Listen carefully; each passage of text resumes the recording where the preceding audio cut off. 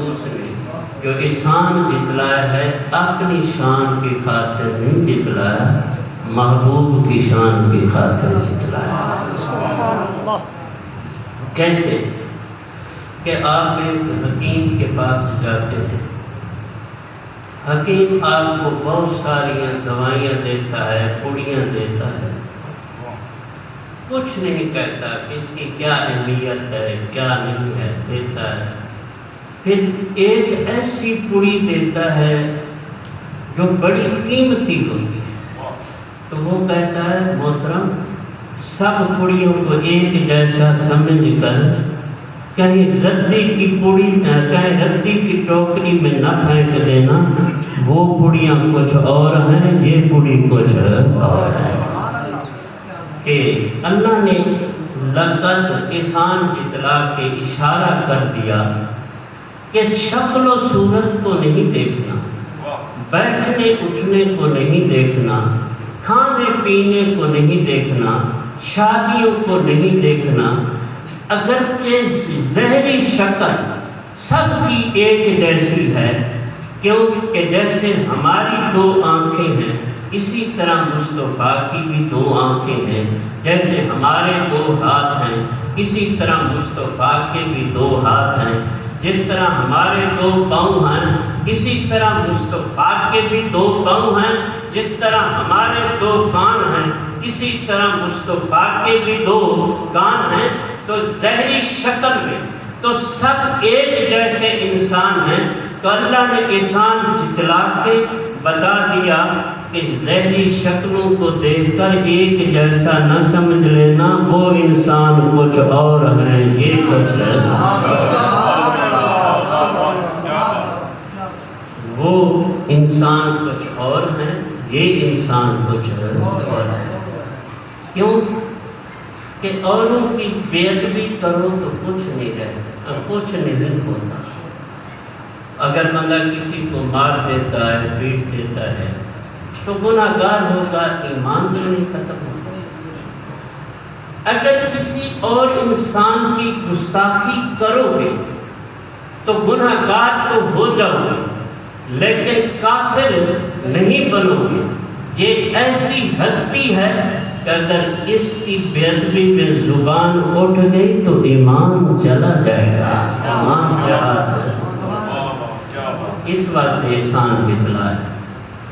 اب بات دوسری یہ ہے، اللہ نے فرمایا لقد مننا کا لفظ ذکر فرمایا، حالانکہ احسان کے بہت سارے اور الفاظ بھی آتے ہیں۔ آسان یحسن احسان، اس کا معنی بھی احسان کرنا ہوتا ہے، مننا کا معنی بھی کیا ہوتا ہے، احسان کرنا ہوتا ہے۔ تو اللہ نے اس کو اختیار کیا ہے، آسانہ کو اختیار ہے، نہیں کہ اس کی وجہ کیا ہے۔ علماء سے پوچھیں، مفسرین کرام سے پوچھیں، تفسیریں پڑھ کے دیکھیں تو وہ سارے یہ کہتے ہیں کہ لقد مننا کا لفظ ذکر کر کے مولا قدوس نے اپنے یار کی شان کو بیان فرما دیا۔ اب سمجھے کیسے؟ یہ ماخوذ ہے، لیا گیا ہے من اور سلوہ سے۔ من ایک کھانے کا نام ہے جو یہودیوں پہ اترتا تھا، آسمانوں پہ تیار ہوتا تھا، اس کو من بھی کہتے ہیں، دوسرا کیا تھا، سلوہ تھا۔ تو یہ کھانا جو ہے اس کا تعلق آسمانوں سے ہوتا، اس کا استعمال زمین پر ہوتا، اس کا دسترخوان زمین پہ بچھایا جاتا، اس کا تعلق کس سے ہوتا، آسمانوں سے ہوتا۔ تو اللہ نے لقد مننا کا لفظ ذکر کر کے اشارہ کر دیا کہ اگرچہ میرا محبوب تمہیں زمین پہ نظر آتا ہے لیکن حقیقت میں آسمانوں پر ہوتا ہے، حقیقت میں یہ آسمانوں کے ساتھ تعلق رکھتا ہے۔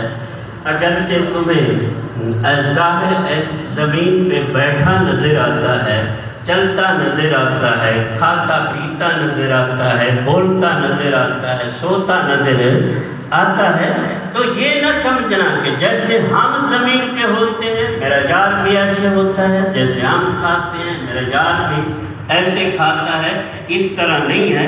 ہم زمین پہ ہوتے ہیں تو زمین پر ہی ہوتے ہیں، ہم زمین پر چلتے ہیں تو زمین پر ہوتے ہیں، ہم زمین پر سوتے ہیں تو زمین پر ہوتے ہیں، زمین پر کھاتے ہیں تو زمین پر ہوتے ہیں۔ تو ہم زمین پر سوتے بھی ہیں، کھاتے بھی ہیں، پیتے بھی ہیں، چلتے بھی ہیں، پھرتے بھی ہیں۔ تو تمام کاموں میں ہم زمین پہ ہوتے ہیں، لیکن پیارے مصطفیٰ اگرچہ بظاہر زمین پہ ہوتے ہیں، کھاتے بھی زمین پر ہیں، بیٹھتے بھی زمین پر ہیں، سوتے بھی زمین پر ہیں، چلتے بھی زمین پر ہیں، لیکن ان کا چلنا کچھ اور ہے، ہمارا چلنا کچھ اور ہے۔ کہ ہم زمین پر ہوتے ہیں تو زمین پر ہی ہوتے ہیں۔ یہ محبوب بظاہر تو زمین پہ ہوتا ہے، حقیقت میں عرش نشین ہوتا ہے۔ نعرہ تکبیر، نعرہ رسالت، نعرہ خلافت، نعرہ حیدری، تاجدار ختم نبوت، آل سنت۔ اب دیکھیں، شاید آپ یہ سمجھیں کہ مولانا صاحب نے محبت کے انداز میں کہہ دیا ہے، ویسے حقیقت میں بات ایسے نہیں ہے، کیونکہ محبت بھی بعض اوقات بندے کو مجبور کر دیتی ہے۔ محترم، حدیث شریف میں آتا ہے کہ نبی پاک صلی اللہ علیہ وسلم نے عصر کی نماز ادا فرمائی۔ عصر کی نماز ادا فرمانے کے بعد 3 مرتبہ آسمان کی طرف پھر لیجیے۔ صحابہ نے عرض کیا، یا رسول اللہ، پہلے تو ایسا کبھی نہیں کیا، آج کیوں کیا؟ اس کی وجہ کیا؟ حضور نے فرمایا، میں نے جنت کو دیکھا ہے، انگوروں کا گچھا لٹک رہا تھا، میرے دل میں آیا ہے کہ توڑ کر لاؤں، قیامت تک تم کھاتے رہو، ختم ہونے پہ ہی نہ آئے، ختم ہونے کو بھی۔ لیکن اللہ نے منع فرما دیا ہے کہ محبوب ایسے کرنا نہیں ہے، میرا قانون ٹوٹ جائے۔ کر تو سکتا ہے، طاقتیں تو ادا کر رکھی ہیں، لیکن قانون کی پاس خاطر کرنا بھی ضروری ہے۔ قانون ٹوٹتا ہے، اس وقت محبوب ایسا کرنا نہیں ہے، تو پھر میں نے چھوڑ دیا۔ تو اب دیکھیں، صحابہ بھی زمین پر تھے، حضور بھی زمین پر تھے، لیکن صحابہ زمین پر تھے تو ان کا کام بھی زمین پر تھا، پیارے مصطفیٰ زمین پر تھے، لیکن عمل اور تصرف کہاں تھا؟ آسمانوں پر۔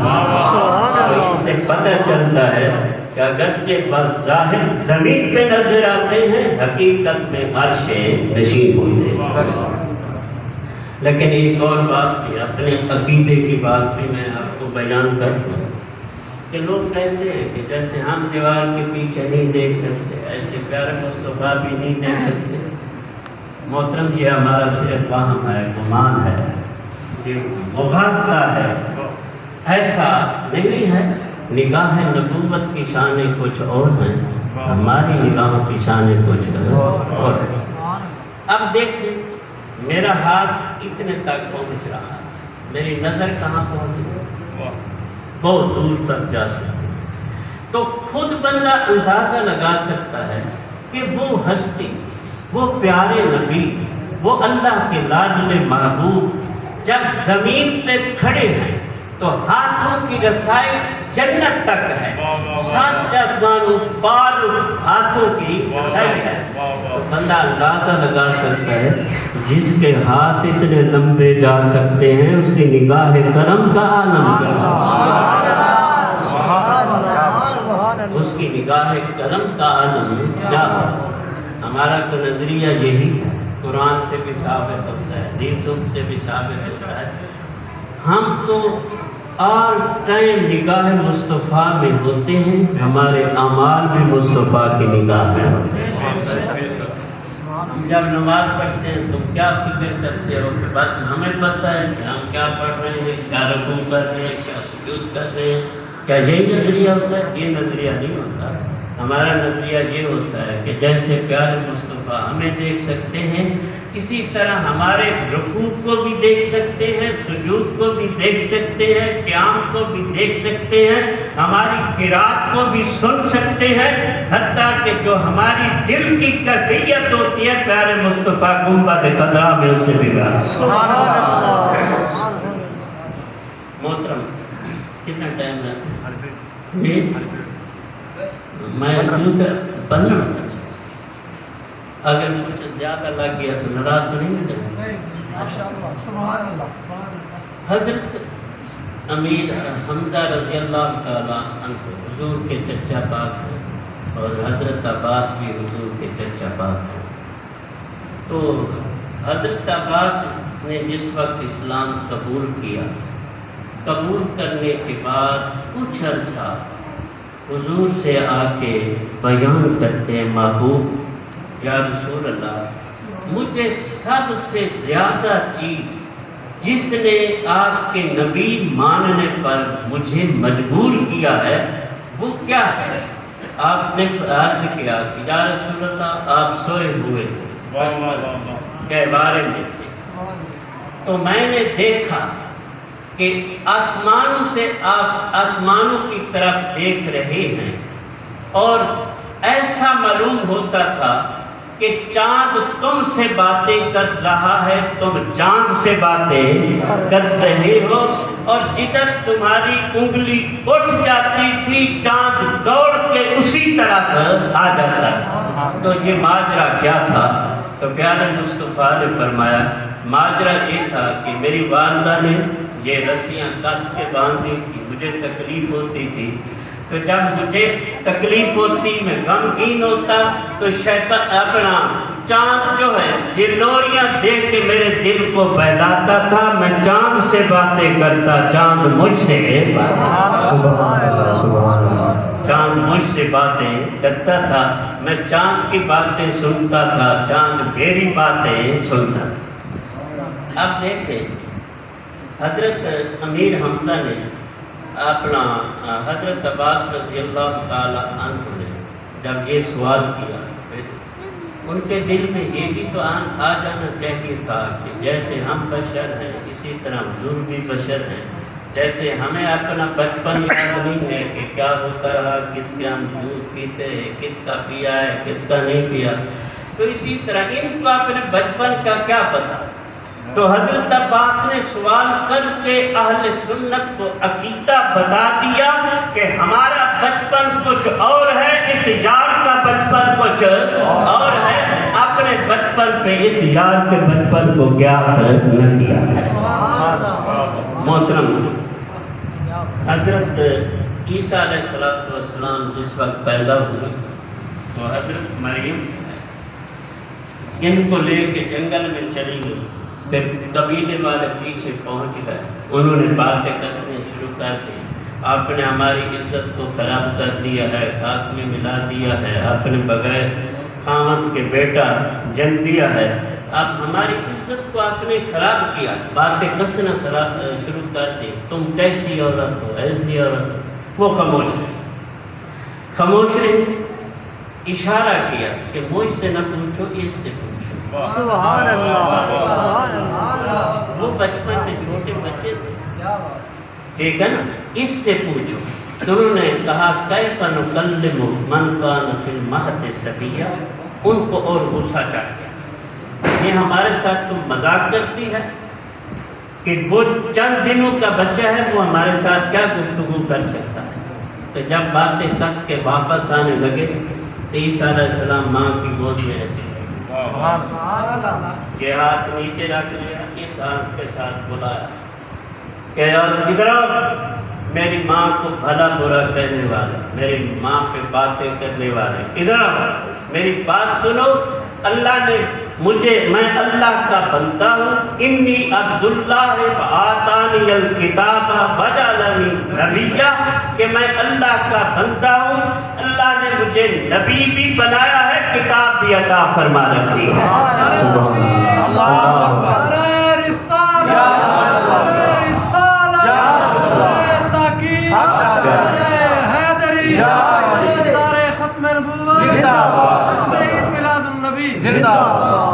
اب ذرا غور فرمائیں کہ یہودا نصرانی جو لوگ تھے، کافر لوگ جو تھے، انہوں نے حضرت عیسیٰ علیہ السلام کے بچپن کو اپنے بچپن پہ قیاس کیا کہ جیسے ہم گود میں کچھ نہیں جانتے، یہ کیا جانتا ہے؟ جیسے ہم نہیں بول سکتے، یہ کیسے بول سکتا ہے؟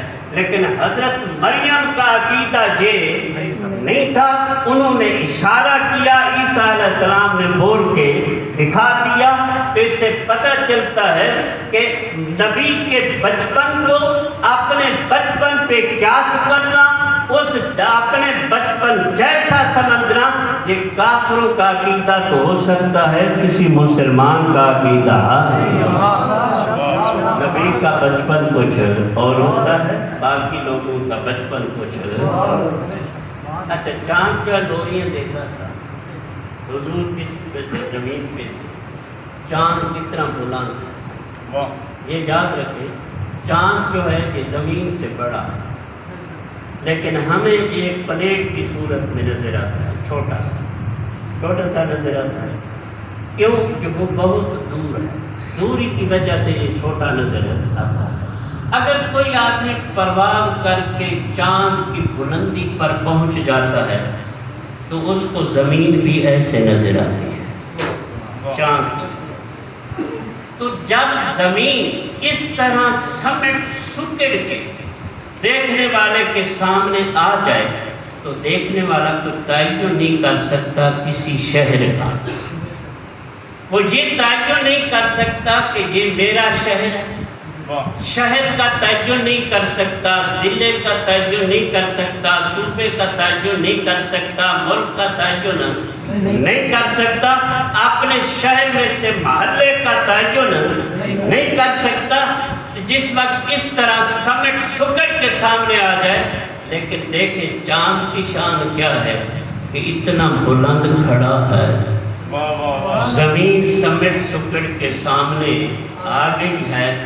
اسے ملکوں میں سے سعودی عرب کا بھی پتہ ہے، ان میں سے مکہ اور مدینے کا بھی پتہ ہے، مکہ اور مدینہ میں سے مکہ کا بھی پتہ ہے، مکہ میں سے حضرت عبداللہ کے محلے کا بھی پتہ ہے، حضرت عبداللہ کے محلے میں سے آپ کے گھر کا بھی پتہ ہے، اور آپ کے گھر پہ رہنے والے افراد میں سے محمد الرسول اللہ کا بھی پتہ ہے، اور ان کی دل کی کیفیت کا بھی پتہ ہے۔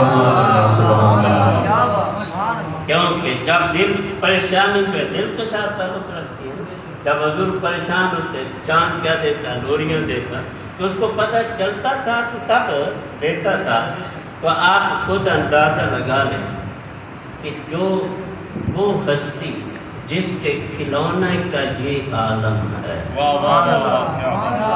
جس کے در کے غلام کا یہ عالم ہے، کہ اتنا بلندی پہ کھڑے ہو کے وہ سب چیز کو جانتا ہے، تو مسلمان فیصلہ کر سکتا ہے کہ آقا کا عالم کیا ہوگا، ان کی نظروں کا عالم کیا ہوگا، ان کی نظروں کی رسائی کا عالم کیا ہوگا۔ بندہ خود اس بات پہ غور کر سکتا ہے، سمجھ سکتا ہے۔ محترم بات یہ ہے، آخری بات عرض کرتا ہوں، دنیا میں تو گزر جاتی ہے نا،